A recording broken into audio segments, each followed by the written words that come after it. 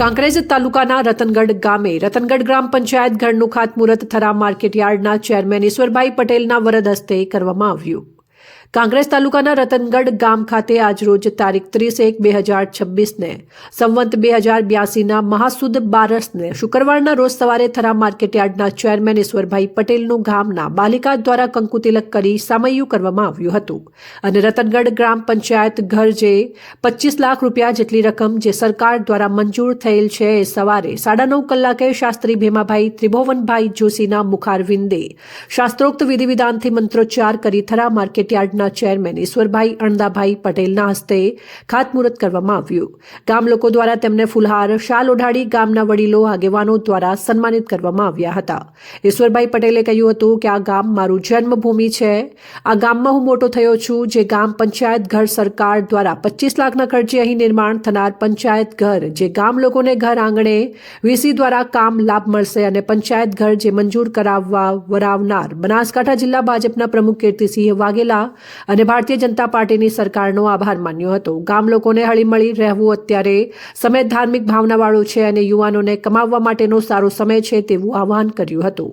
આ પ્રસંગે ઉપસ્થિત તલાટી કમ મંત્રી વિજયભાઈ ચૌધરી, ગામના નવનિયુક્ત સરપંચ સુરેશભાઈ વજાભાઈ પરમાર, ડેપ્યુટી સરપંચ લક્ષ્મણભાઈ પ્રજાપતિ, તાલુકા કોંગ્રેસ ઉપપ્રમુખ અમૃતજી સરદારજી ડાભી, પૂર્વ સરપંચ ભારમલભાઈ પટેલ, તાલુકા કિસાન સંઘ પ્રમુખ વાઘાભાઈ પટેલ, માજી રાણા તેજાભાઈ, નાથાભાઈ જોશી, હીરાભાઈ પટેલ, જયંતિભાઈ જોશી, માનસુખભાઈ પટેલ, અણદાભાઈ પટેલ, લક્ષ્મણભાઈ પ્રજાપતિ વગેરે આગેવાનો, વડીલો, યુવા મિત્રો અને ગામ લોકો હાજર રહ્યા હતા।